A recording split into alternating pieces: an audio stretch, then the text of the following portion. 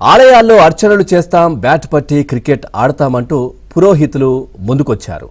పశ్చిమ గోదావరి జిల్లా భీమవరంలో పురోహిత క్రికెట్ లీగ్ సీజన్ 3 ఘనంగా ప్రారంభమైంది.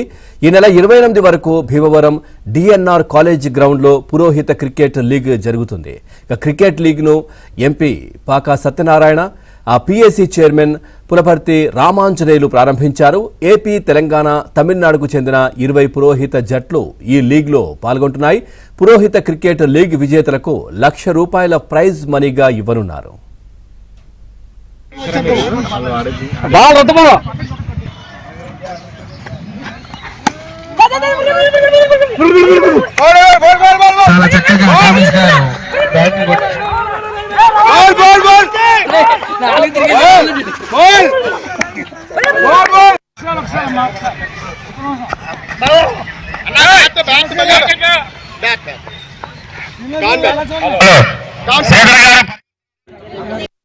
ఆంధ్రప్రదేశ్ పశ్చిమ గోదావరి జిల్లా భీమవరంలో పురోహిత క్రికెట్ టోర్నమెంట్ సీజన్ 3 అంటే ప్రతి 4 సంవత్సరాలకు ఒక్కసారి ఇక్కడ నిర్వహించడం జరుగుతుంది.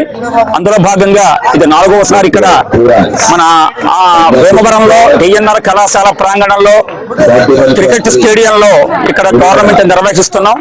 దీనికి ఆంధ్రప్రదేశ్, తెలంగాణ, తమిళనాడు నుంచి 20 టీమ్స్ వచ్చి ఇక్కడ పురోహితులందరూ కూడా పురోహితులు, వేద పండితులు, అర్చకులు మాత్రమే ఈ క్రికెట్ టోర్నమెంట్ ఆడే అవకాశం ఉంటుంది. వారి చేతనే క్రికెట్ ఆడిస్తారు కాబట్టి మరి ఈ రోజు నుంచి 28వ తారీఖు ఆదివారం వరకు ఈ టోర్నమెంట్ 4 గ్రూపులుగా ABCD 4 గ్రూపులుగా విభజించి టోర్నమెంట్ నిర్వహిస్తారు.